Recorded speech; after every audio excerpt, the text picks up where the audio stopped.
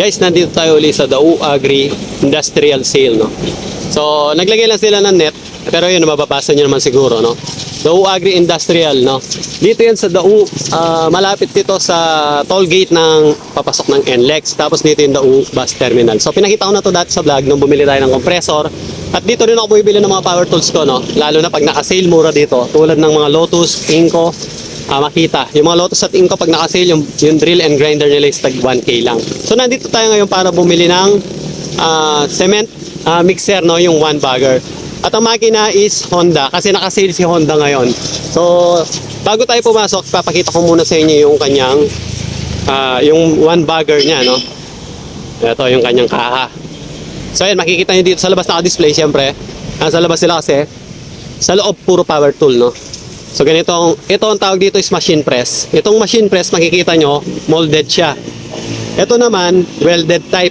Ito naman, welded type. Nakikita nyo yung winelding siya sa mga, meron siyang dugtungan. So ang naka-sale kasi na mixer is yung welded. Ito hindi ito naka-sale, medyo malaki yung presyo niya. No? Pinakompute natin, umaabot na may 40,000 pagka dito. So ito, 36, yan ba yung boss? So ito, naka-sale sila ng 36.5. So 36.5 Honda na yon. So yung Honda na makina nito, papakita ko sa inyo ito. Ito, meron siya maximum horsepower na 5.5, no? Merong may iba na mas malalakas dito tulad ng Ichiban, 7.5. Meron din yung Motorstar na 6.5. Pero alam naman natin pagka Honda is true rated. Sa iba hindi tayo sigurado, no? Kaya kung true rated na 7.5 talaga tsaka 6.5. Tsaka kilala na natin yung Honda. At tsaka nagtanong din ako mismo rito sa mga kakilala natin technician, Honda daw talaga pinakamabili at pinaka maganda at matibay. So ito yung makina ng ating magiging mixer. So itetest na ni Kuya yan, ayan siya. Mamaya papakita ko sa inyo. Pero bago yun, pasok tayo sa loob. Balikan na lang natin to kasi bumibili rin tayo ng cut-off machine, pumputol ng ating mga rebar, no? So belted yung napili natin. Merong Total brand, merong Lotus, merong Inco. Pero merong naka-sale na, merong Powercraft, no? Papakita ko sa inyo. Pero merong naka-sale yung pipiliin natin, yung Seikoki brand. Bakit natin pinili yun? Unang-una, naka-sale, 4,000 lang, mura. Pangalawa, industrial type kasi belted siya. So maganda sa mga cut-off machine, pang maramihang gamit, pang malakas ang gamit, yung belted, no? Pero mamaya natin, papakita muna natin yung Seikoki. Ito si Seikoki, no? Tingnan nyo, naka-sale. Seikoki cut-off machine, belt type, na sale price is 4,000. So ayan siya, no? Mas safe kasi magputol ng rebar pag gagamit ito. Kasi meron siyang cover, no? Ano ta naman mangyari, hindi ka tatamaan. And then meron din silang Johnson na brand. So ang kagandahan nito is belted siya. Ito lang ang belted, ayan. Pag belted kasi siya, mas malakas yung torque at mas matibay. So dito naman papakita ko yung engine ng mga cement mixer. Ito si Motorstar na 6.5. Ito naman si Ichiban na 7.5 horsepower. Nasugatan pa ako dito mga kabahay. Ano? Ito yung sugat ko. Nasugat ako dito kanina. Sumabit. No? Tatanga-tanga si Ichiban. So 7.5. Pero hindi yan yung pinili natin. Ang pinili natin is si Honda. Ayan. Honda lang malakas. Ito si Honda. Honda GP200. Ito yung kanyang model. GP200. 5.5 horsepower. So dito sa mga mahihilig sa power tools, para itong mall ng power tools, no? Toys for the big boys, ika nga. So yung mga brand nila rito, halos nandito na lahat. Makita, Bosch, Lotus, no? Inco, Honda. Ayan si Bosch, oh. Yung station ni Bosch. Ito yung si Bosch, may pinakamalaking station dito. Tingnan nyo. Ayan, oh.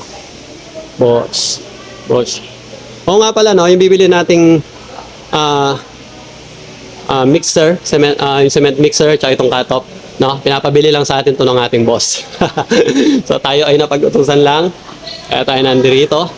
Siyempre gagamitin natin sa project kasi, which is yung project, Daou project, no? Hindi ko pa na ipapakita sa inyo yung inumpisahan na namin or inumpisahan na pala namin. So abangan nyo na lang sa mga next vlog. Pasensya na kayo, hindi naman tayo naging active sa pag-vlog, no? Marami lang munang pinagdadaanan sa ngayon. Pero promise ko sa inyo, babalik ako at mas aayusin na natin yung lahat at pagagandahin pa natin at magiging active tayo din mga kabahay. So pakita ko lang yung mga power tool ni Bosch, mga solid yan. Ililibot ko na kayo dito mga kabahay. Ito naman is Stanley Station. Ayan yung Stanley. No? Hello. Ayan. Ayan si Kuya JR, siya yung mag-assist sa atin mamaya doon sa Pasok ko. binibili natin na ano. One bagger mixer. Ito naman meron pa yung power crop, no? Power crop, 1,200 watts. 5,500. Tapos yung pinaka-pogi sa lahat na nagustuhan ko. Yung nagustuhan ko talaga si Total. Tingnan nyo. Ito, napaka-angas nito. So ito yung pinakamaganda, ito yung pinakagusto ko sana. Kaso nanghihinayang akong gamitin lamang sa mga rebar na mga 16mm. Tingnan nyo naman, oh, gagasgasan mo to. So sabi ko, gagamitin na lang to sa mga fabrication ng gate, grills, etc. Sa mga metalworks na siya fabrication. Siguro sa susunod na lang tayo bibili ng ganon. Yung akin dati, napakatibay nun, no? JCK lang ang brand. Tumagal yun, way back 2011 ko man nabili yun. So tumagal na siya sa akin ng 12 years. No? Kaso ang problema guys, ninakaw sa site. Kaya wala na akong cut-off machine, no? Ninakaw sa site. So yung mga, maiba lang ako. Yung AEG is German brand. Mabibili mo lamang dito ng 4,500. Meron din silang Fujihama. Tsaka Oxford. So yan parang nasa mga 4,000 yan. Tapos meron silang JCK. 4,500 din yata. Meron din silang JRKO, Junior Kawasaki. Ito yung station ng Inco. Preston. Ano pa ba? Ito JCK. Total. DCA. Lahat na nangahanapin mo nandito na guys. Nandito lang yan sa Dao. Powerhouse. No? Meron pa dito sa likod. Ayan. So, may mga isda pa sila rito. Ayan. Arawa na. Okay, so yun. Naipakita ko na sa inyo siguro. Ay, yung Lotus pa pala. Tignan natin si Lotus. Ito tayo doon. Lotus.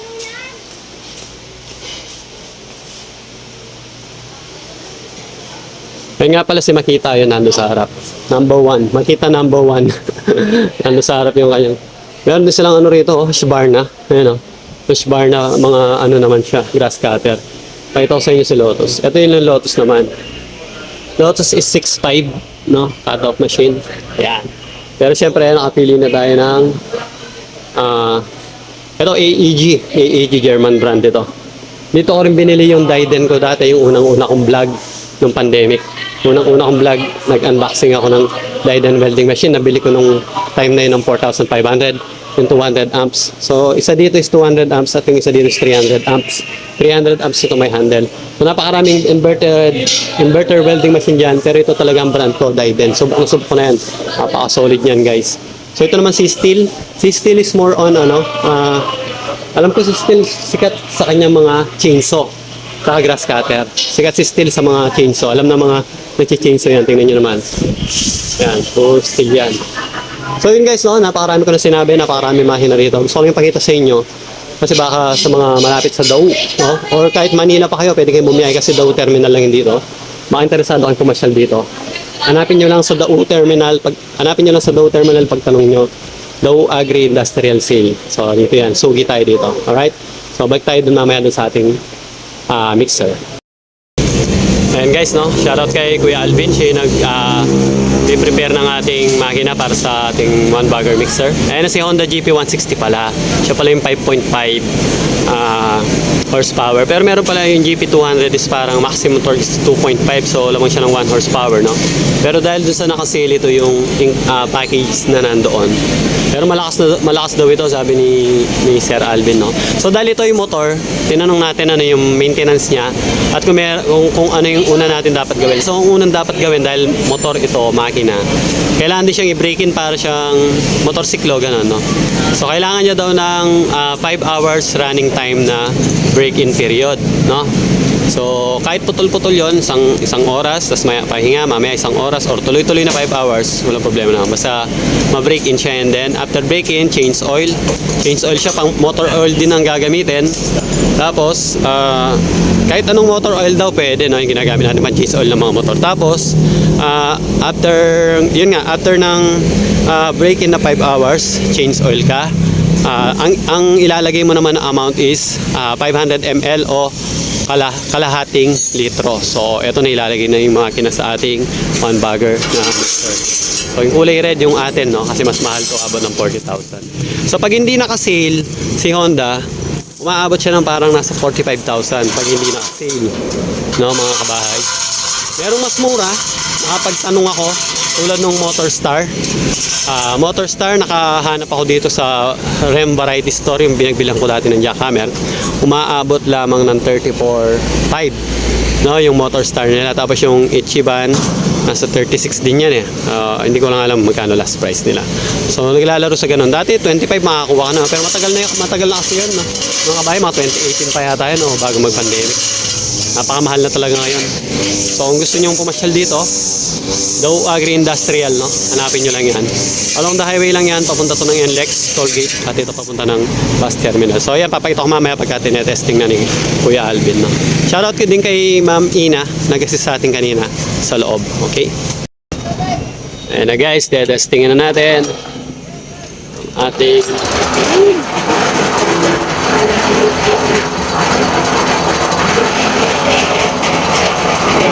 right. Ayos.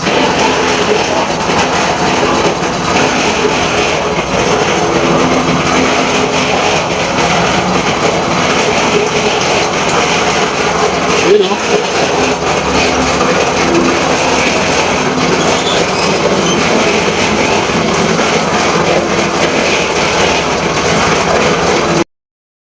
Ayan, ito naman yung ating Sikoki na ano, no? Cut-off machine. Ayan, ite-testing din natin.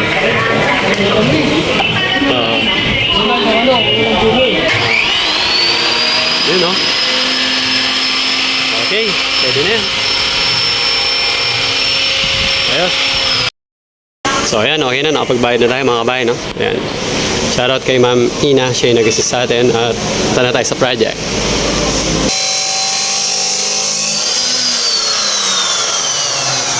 So, ayan, in action na yung ating ano, no? Yung ating cut-off machine. Ayan. So, yun yung belt type na Sikoki, no? So, goods na goods yung performance niya. Is naman malakas. Then, ito yung ating mixer, no? So, binalutan muna namin siya, eh. para safety rin, no? Yan ang ginawa natin. At, nagli-layout na nga pala kami. Ito yung ating plano. Alright, so malapit na namin magamit ito mga Friday, gagamitin namin ito mga kabay. So, yun guys, hanggang dito muna at update ko kayo sa mga susunod natin vlog pagka in action na rin yung ating concrete mixer, okay?